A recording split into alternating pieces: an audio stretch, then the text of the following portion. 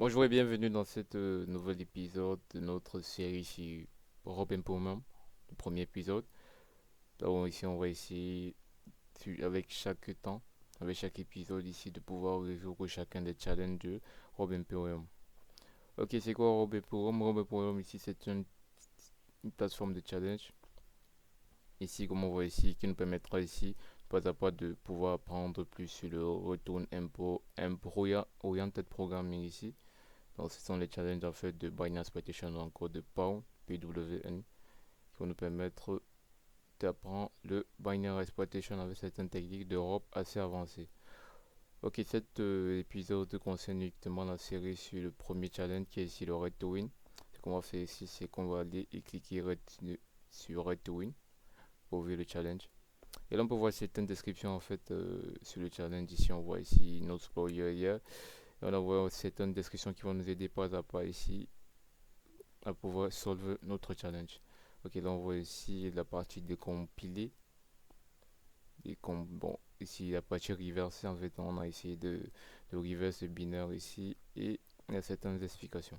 Ok, là ce qu'on va faire, c'est juste sauter cette explication là et télécharger directement le binaire en. Je vais le prendre en x86, c'est mieux. Alors, le binaire se télécharge. Ok, là. Tac. Ok, on reprend x86 64.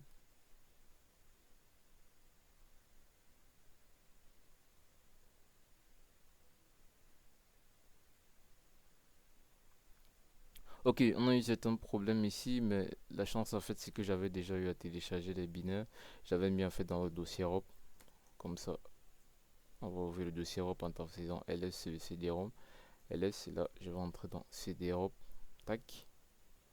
Et là je vais chercher en fait le nom de notre challenge ici qui était Red to Win. Et là je vais faire un unzip si notre fichier est zippé, unzip Red to Win, et là ça va unzipper notre fichier Red to Win, mais le cas c'est qu'il est déjà unzippé, donc on peut faire CTRL C. Là je vais entrer dans le fichier Red2Win, le dossier Red2Win, et faire un ls, tac. Et là on voit ici qu'on a certains dossiers parmi lesquels le Red2Win, euh, Red2Win.zip, Red2Win.32 bits. Bon, c'est pas grave en fait si on n'a pas les mêmes dossiers en fait partout, parce que là j'ai fait certaines manipulations et j'ai ajouté certains dossiers à l'intérieur. Ok, ce que je vais faire c'est directement ici avec mon outil source, donc je vais aller dans mon fichier, mon environnement virtuel de Python, je vais faire un cd, je mets juste ici le virtual environment, et là je vais faire un source, venv,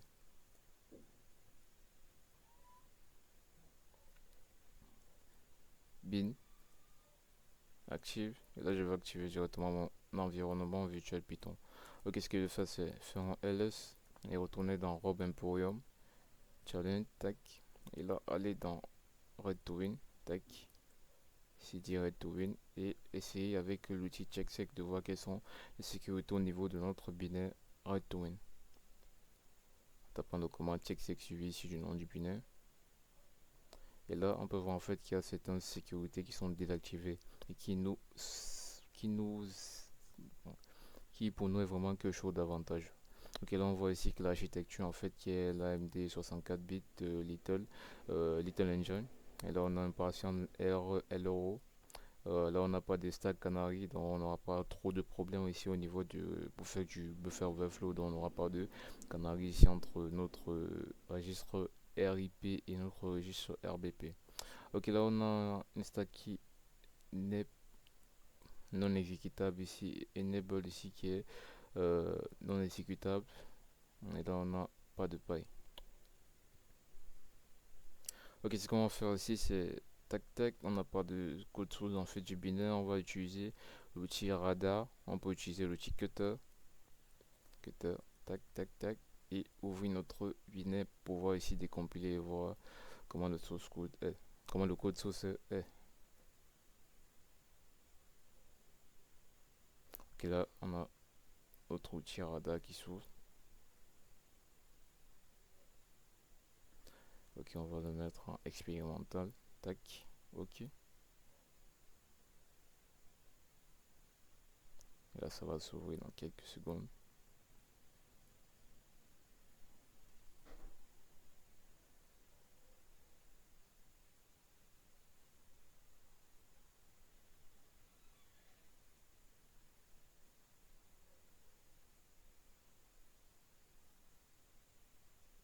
Ok, on a notre outil, là, on a certaines informations sur le binaire.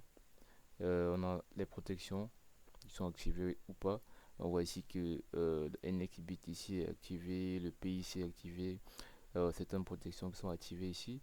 Là, on voit le type de fichier, le nom du fichier, le format, le nombre de bits qui est ici en 64 bits, la classe, ainsi de suite, la taille même. Et là, on voit ici le type que c'est un exécutable. On voit les hash, MD5, hash shower, nœud, l'entropie, certaines informations d'analyse. Ok, ce qui nous intéresse ici, c'est plus venir les lister en fait les fonctions. On va commencer par la fonction main. Et là, on voit ici que c'est en assembleur. Et c'est mieux ici, si on essaie de décompiler, tac, et là, on peut voir en fait de quoi est constituée notre fonction main. Et là, on voit ici int main void. C'est un registre ici tel que le EDX qui sont attribués en fait, qui ont attribué en fait certaines valeurs comme 2, le S6 qui est 0, le RDI qui est RX. Je vais essayer de retourner, tac. Et là on voit en fait qu'on put en fait, on printf, on fait certaines sorties. Euh, on fait une certaine sortie ici, get to win by Europe Imperium. Donc on va printf ici, on va print ici un to win, et là on voit ici qu'on va print en fait la version qui est x. Attends, je vais essayer de zoomer, tac tac tac tac tac tac. On va print ici la version ici qui est x8664. Et là on a une fonction point nuit que la notre fonction main essaye d'appeler, donc appelle. Et là on a un printf de existing à la ligne. Et là on va essayer de voir comment il constitue notre fonction point nuit. Ok, là on a une fonction qui fait un void de buff dans buffer, qui met la valeur du buffer au niveau de RAX. Et là enfin on voit un M7 de RAX à tac. Voilà, on a un put ici for, on a un printf ici de cette, bon, de cette chaîne de caractères ici. On dit for my first string I will attempt to fit 64 bytes, etc., etc. Et là on a encore un autre print de ceci, et on va encore printf ceci. Ok, là on voit ici qu'on attribue.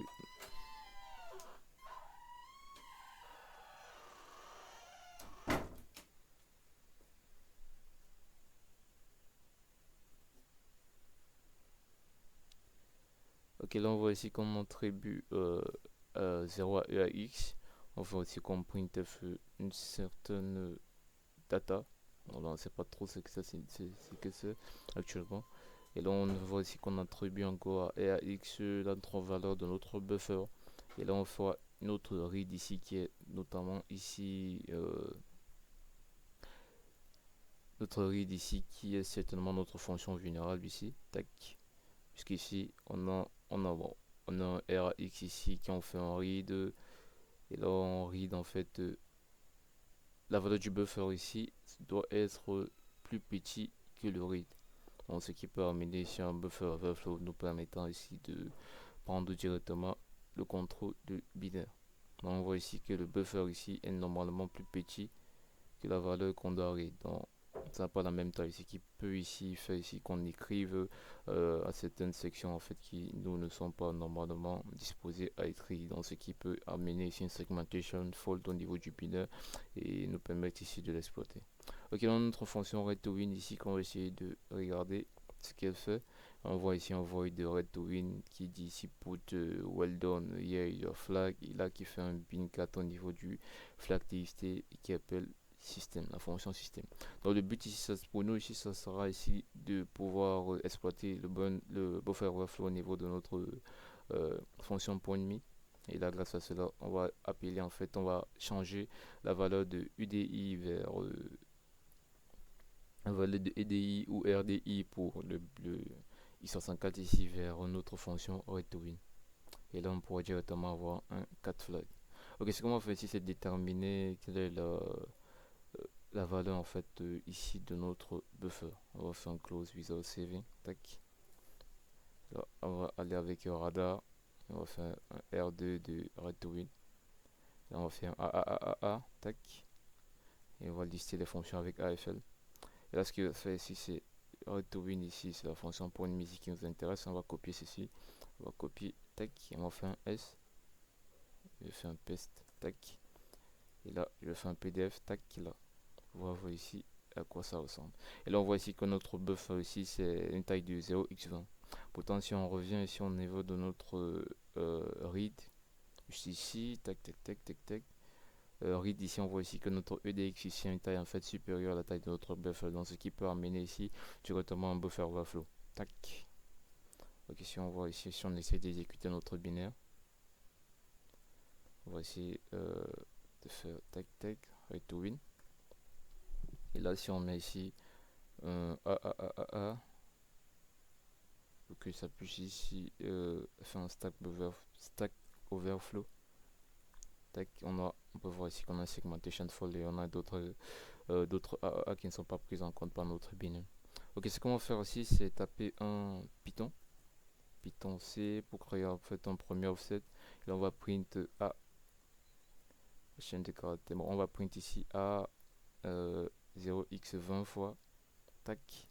Oh, excusez-moi, c'est je pense 0x20 fois dans la taille ici de notre buffer et on va ajouter plus BBBB puisque ici bon on devait prendre BBBB 4 fois ici si c'était le cas de notre si c'était un 32 bits mais notre binaire il est un 64 bits donc on va essayer BBBBB tac là directement juste ici on aura tac notre offset ici qui va poser un buffer overflow au niveau de notre binaire. Si on peut l'analyser avec l'outil .debug qui est notre plugin de GDB. Tac tac.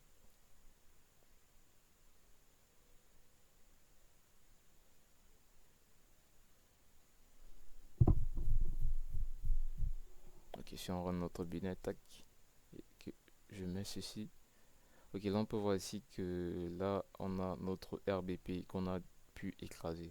Aussi on voit ici la valeur de RBP qui vaut déjà 4 fois notre BBBBB, ce qui signifie ici qu'on a eu à écraser là, bon on a eu à dépasser la valeur de la stack et là on peut déjà écraser les registres tels que le registre RBP et le registre RIP ici, qui est le registre ici le plus important. Donc c'est le registre en fait qui va nous permettre ici de faire notre read to win. Donc de pouvoir retourner à la valeur, donc retourner à la fonction point to la fonction read to win ici qui va nous permettre de faire un bin 4 flag. Donc ce qu'on va faire ici, c'est qu'on va run. On va encore paster ici notre binaire et on va ajouter C. Pour là c'était le cas, c'était en 32 bits, mais là nous sommes à 64 bits. Et là on va ajouter C, tac.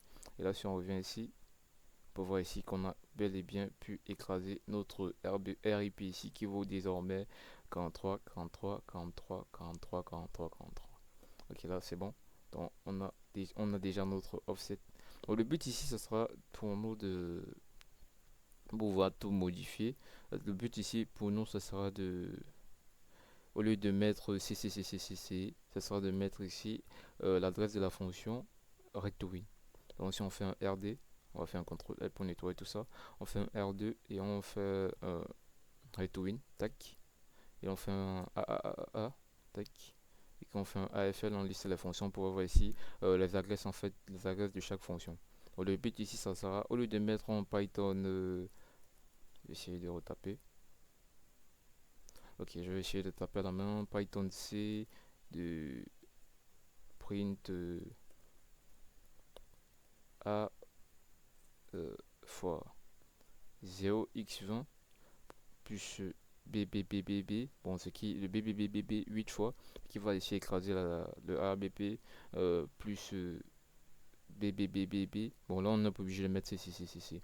Donc, ce qu'on va faire ici, c'est mettre plutôt aussi l'adresse de notre fonction read to win qui est juste ici, mais en Little Engine en fait, pour pouvoir appeler directement la fonction read to win au niveau de notre registre RIP, dans notre registre de retour, ce qui va nous donner directement, faire directement ce que fait notre fonction. Donc, si on fait ceci, tac, on va faire un S2, tac, tac, et là, on fait un PDF. Donc là, on va voir que directement ici, on pourra, bon, notre fonction readWin sera appelée, on pourra faire un bin4 flag.txt, on pourra voir le contenu du flag.txt. Ok, ce qu'on doit faire en fait, c'est pouvoir utiliser directement la librairie PointTools.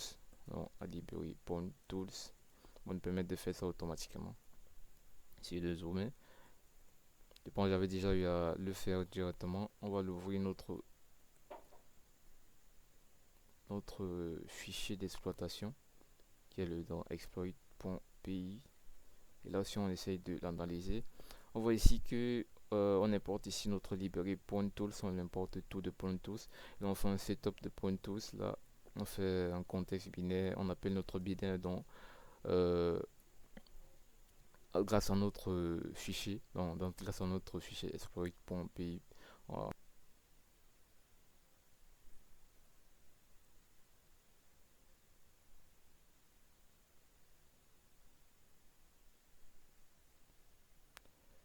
Ok, retour sur notre fonction exploit dans .py, donc fonction d'exploit qu'on va utiliser avec le module Python .tools qui est spécialisé ici dans le binary exploitation. Ok, là ce qu'on va faire c'est que on va importer notre module .tools.